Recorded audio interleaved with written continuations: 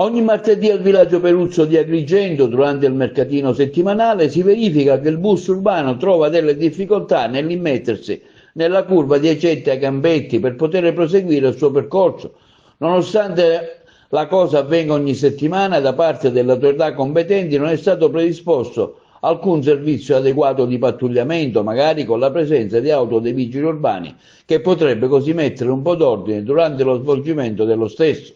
Il pullman è impedito nel fare la curva, crea altresì un notevole rallentamento del traffico, per cui le auto sono costrette ad aspettare che il signore di turno, che posteggia male la macchina, arrivi per spostarla, cosa che avviene ogni volta durante il mercato. Una situazione che si ripete ogni martedì al villaggio Peruzzo. Villaggio Peruzzo. Ecco, nonostante... La vergogna assoluta. Come mai si succede sempre e non c'è un adeguato controllo da parte delle forze dell'ordine? Ma lei vede qualcuno qua? No, non c'è mai nessuno. Quindi no. Facciamo un appello affinché il comune si possa interessare del villaggio Peruzzo. L'appello si fa sempre, purtroppo. Da una parte entra, dall'altra parte esce.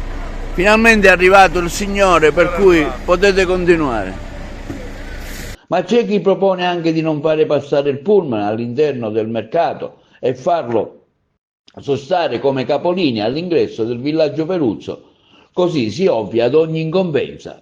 Io propongo che viene fatta un'ordinanza fuori dalla piazza di villaggio Peruzzo, farla qua nel triangolo qua, e via l'Emporium, e non dà fastidio a nessuno, questo solo.